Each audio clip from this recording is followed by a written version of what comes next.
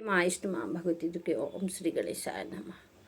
मैं भगवती की महिमा का 7वां अध्याय कर रही हूँ, चंड और मुंड का वध। आप लोग जरूर दुर्गा सप्तशती के पाठ को सुनिए और सुनने मात्र से पूरा फल लीजिए। ऋषि बोले, तब आज्ञा अनुसार चंड मुंड आदि दैत्य आयुधों से सुसज्जित होकर चतुरंगिणी सेना के साथ चल पड़े। वहां पहुंचकर उन्होंने देखा कि हिमालय की ऊंची स्वर्ण की चोटी पर सिंह पर देवी बैठी है और मंद मंद स्वर हंस रही है। इस प्रकार उसे देखकर पकड़ने की चेष्टा करने लगे। किसी ने धनुष चढ़ा लिया, किसी ने तलवार संभाल ली एवं कितने ही देवी जी के पास पहुंच गए। तब अंबिका जी उन शत्रुओं के प्रति क्रोध में आ गई। उस समय क्रोध के कारण उनका मुंह काला हो गया। देवी के माथे पर कुटिल होकर भौहें तन गई। तब तो भयानक मुख वाली काली देवी तलवार तथा पास लिए प्रकट हो गई। उन्होंने अद्भुत सा खटवांग धारण किया हुआ था। नरमुंड की माला शोभित थी, चीते के चर्म की साड़ी पहनी हुई थी। शरीर का मांस सूखा दिखाई देता था। अत्यंत भयानक रूप था। उनका मुख विशाल था, लपलपाती हुई जिह्वा और भयानक थी लपलपाती जिह्वा और भी भयानक थी। अत्यंत भयानक रूप था उनका। मुख विशाल था, लपलपाती हुई जिह्वा और भी भयानक थी। धसी हुई लाल लाल आंखें थी। उनकी गर्जना से सभी दिशाएं गूंज रही थी। तब तो वह बड़े वेग से दैत्यों की सेना पर टूट पड़ी।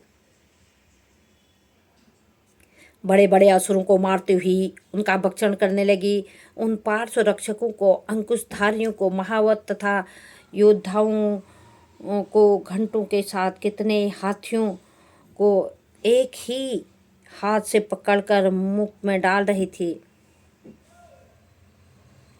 वैसे ही घोड़ों के साथ रथों को एवं सारथियों को मुंह में डाल डालकर अत्यंत भयानक रूप से दांतों से उन्हें चबाती जाती।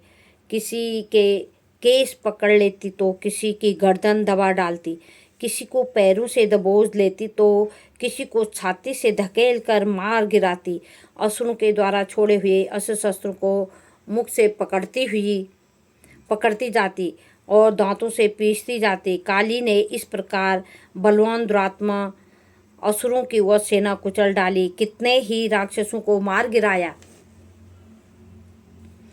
उस देवी ने कुछ एक तलवार के काट दिए, कुछ एक खटवांग से पीट दिए गए और कुछ एक दांतों से कुचल दिए। क्षण भर में राक्षसों की वो सारी सेना मार कर गिरा दी। यही देख चंड ने उस भयानक काली की ओर दौड़ा। इधर महासुर मुंड ने भी महाभयंकर बाणों की वर्षा एवं शस्त्रों चलाए हुए चक्रों द्वारा उस भयानक आंखों वाली देवी को ढांप दिया। वे अनेक चक्र देवी के मुख में प्रवेश करते हुए इस प्रकार दिखाई देने लगे जैसे बहुत से सूर्य बिंब बादलों के पेट में समाते जा रहे हों। तब तो जिनके भयानक मुख के भीतर जिसका देख सकना भी कठिन था, ऐसे दांतों के प्रकाश से चमकती हुई अत्यंत क्रोध में आकर भयानक गर्जना करती हुई वो काली भीषण अट्टहास करने लगी। तब हुम करती हुई बड़ी तलवार ले हुए देवी चंड पर कूद पड़ी। उसे बालों से पकड़कर उसी तलवार से झट चंड का सिर काट दिया। तब चंड को इस प्रकार मारा गया देखकर मुंड देवी की ओर दौड़ा। कुपित काली ने तलवार से मारकर पृथ्वी पर मुंड को भी मार गिराया। महाबली मुंड को मरा हुआ देखकर और सेना का नाश देखकर शेष सेना भयभीत होकर इधर उधर भाग गई। अनंता काली जी ने चंड तथा मुंड के सिर हाथ में ले लिए। फिर भयानक अट्टहास करती हुई चंडिका के पास पहुंचकर बोली, मैंने यह चंड और मुंड नामी महापशु दैत्य आपकी भेंट चला दिए हैं। अब तो शुंभ निशुंभ का आप स्वयं वध करना। ऋषि बोले, अपने सम्मुख लाए गए चंड मुंड महाअसुरों को देख कल्याणी चंडिका काली से ललित वचन बोली, हे देवी, काली के क्योंकि तुम चंडमुंड को लेकर मेरे पास आई हो। इस कारण लोक में चामुंडा नाम से तुम विख्यात हो जाओगे। बोलो इष्ट माँ भगवती माता की जय।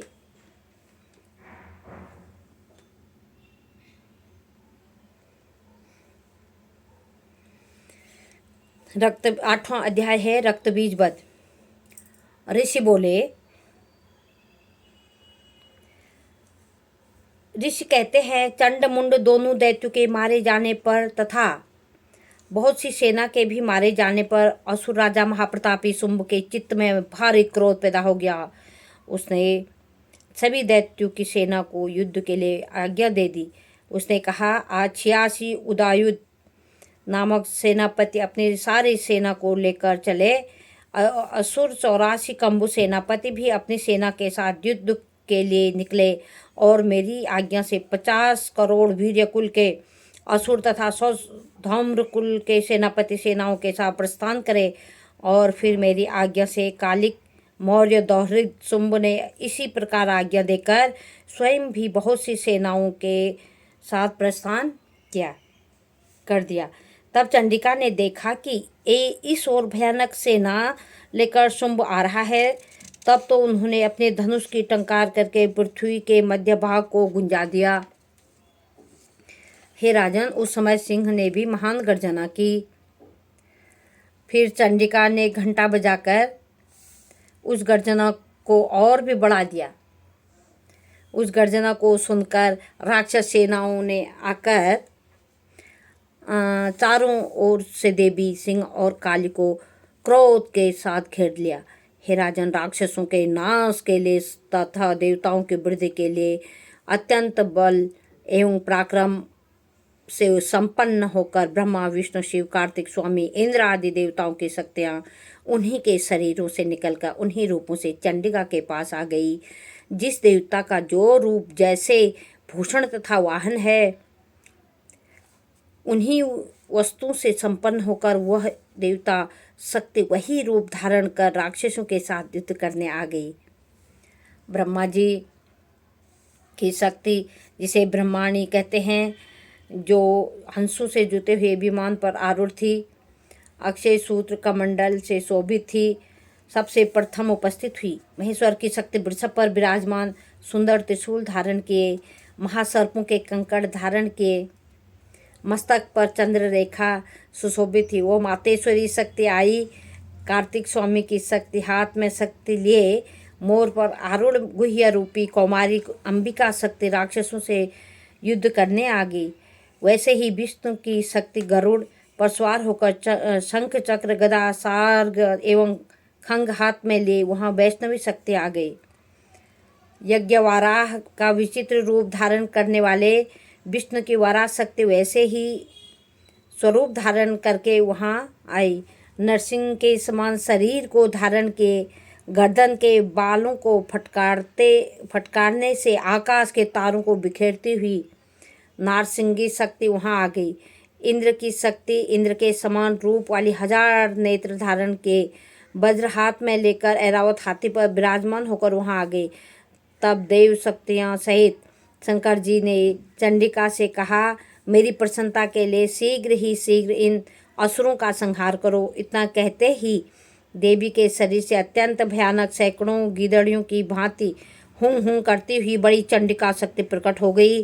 तब उस अपराजिता देवी ने धूम्र रंग जैसे जटा वाले शंकर से कहा, भगवान, आप दूत बनकर शुंभ निशुंभ के पास जाकर उन महाभिमानी शुंभ निशुंभ राक्षसों को तथा युद्ध में आए हुए दूसरे राक्षसों को भी कहें कि राक्षसों, यदि तुम लोग जीना चाहते हो तो त्रिलोकी का राज्य इंद्र को दे दो, देवताओं को यज्ञ का भाग दो और तुम लोग पाताल में चले जाओ। यदि तुम्हें कुछ बल अभिमान हो और युद्ध की अभिलाषा हो तो जाओ, ताकि तुम्हारे मांस से मेरी योगिनियाँ तृप्त हो जाए। इस दूत रूप में स्वयं शंकर को ही देवी जी ने नियुक्त किया था। वह शिव शक्ति संसार में शिवदूती नाम से विख्यात हुई।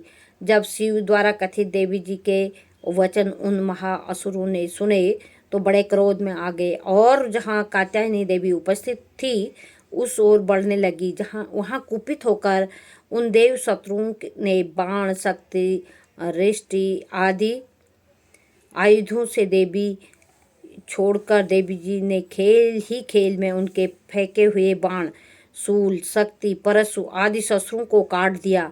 फिर काली भी उनके सामने होकर शत्रुओं को शूल के प्रहारों से चीरती, फाड़ती, खट्वांग से कुचलती, मारती, विचरण करने लगी। इधर ब्रह्माणी शक्ति भी जिस ओर दौड़ती उसी ओर अपने कमंडल का जल छिड़क देती, जिससे शत्रुओं का पराक्रम एवं तेज नष्ट हो जाता। माहेश्वरी शक्ति ने त्रिशूल द्वारा, वैष्णवी शक्ति ने चक्र द्वारा और कौमारी शक्ति ने शक्ति द्वारा उन राक्षसों को मारना आरंभ कर दिया। इंद्र देवी के वज्र गिराने से सैकड़ों राक्षस विदीर्ण होकर रुधिर के पतनाले बहाते हुए पृथ्वी पर गिरने लगे। वाराही देवी ने तो कुछ एक और को तुंड प्रहार से मार डाला। कितने राक्षसों की छातियां अपनी दाढ़ों के अग्रभाग से चीर डाली। वाराह मूर्ति ने चक्र द्वारा बहुत से राक्षस चीर फाड़ डाले। कितने महादैत्यों को नरसिंही शक्ति अपने नखों से विदीर्ण करके भस्म करने लगी। कितने दैत्य शिवदूती के कठोर अट्टहास से भयभीत होकर पृथ्वी पर गिरने लगे। फिर उन्हें वह खाती हुई इस प्रकार अत्यंत क्रोधित होकर अनेक उपायों द्वारा बड़े बड़े राक्षसों को मारते हुए मातृगण को देखकर देव शत्रु के सैनिक भागने लगे। उन राक्षसों को मातृगण से पीड़ित होकर भागते हुए देखकर क्रुद्ध महाअसुर रक्तबीज युद्ध करने के लिए आ गया। रक्तबीज के वज्रमय शरीर से एक भी रक्त बूंद जब पृथ्वी पर गिरती तब उसी के समान बलवान दूसरा असुर पैदा हो जाता। उस महासुर ने आकर इंद्र के साथ युद्ध किया। तब इंद्र शक्ति ने अपनी वज्र के द्वारा रक्तबीज की ताड़ना की। वज्र के लगते ही उसके शरीर से बहुत से योद्धा पैदा हो गए, जिनका रूप पराक्रम रक्तबीज के समान था। जितनी भी रक्त की बूंदें पृथ्वी पर गिरती उनके उतने ही उनके सदृश बलवीर या पराक्रम राक्षस उत्पन्न हो गए। वे रक्त से उत्पन्न हुए राक्षस भी अत्यंत भयानक अस्त्र शस्त्र से सुसज्जित होकर मातृगणों के साथ युद्ध करने लगे। फिर इंद्री ने वज्र से उसका सिर काट डाला, उससे रुधिर बहने लगा। तब हजारों राक्षस उस रक्त से पैदा हो गए। वैष्णवी शक्ति ने चक्र द्वारा उसे मारा। इंद्री ने गदा के द्वारा असुरराज की ताड़ना की। वैष्णवी के चक्र से शत होने पर उसके शरीर से जो ही रक्तस्राव हुआ उसे हजारों उसी के समान महासुर पैदा हो गए, जिससे वो संपूर्ण संसार भर गया। कौमारी ने शक्ति से उसे मारा, वाराही ने तलवार से और महेश्वरी ने महाअसुर रक्तबीज का त्रिशूल से हनन किया। उस दैत्य ने भी गदा द्वारा सभी मातृगणों को अलग अलग मारा। उस समय रक्तबीज बड़े क्रोध में था। शक्तिशूल आदि आयुधों से कई बार विक्षत होने पर उसके शरीर से रक्त प्रवाह के पृथ्वी पर गिरते ही सैकड़ों असुर उत्पन्न हो चुके थे। दैत्य के रक्त से उत्पन्न उन असुरों से सारा जगत व्याप्त हो गया। देवताओं को डरा एवं उदास देखकर तब शीघ्र ही चंडिका ने काली से कहा, हे चामुंडे, अपना मुख तुम अधिक विस्तार से फैला लो। मेरे शस्त्र के प्रहार से गिरते हुए रक्त की बूंद और बिंदुओं से उत्पन्न महादैत्यों को अपने वेगवान मुख द्वारा खाती जाओ और युद्ध भूमि में रुधिरोत्पन्न इन महादैत्यों का भक्षण करती रहो। इस प्रकार कहकर चंडिका ने रक्तबीज और त्रिशूल से प्रहार किया। फिर काली ने रक्तबीज का रक्त मुख से ग्रहण कर लिया।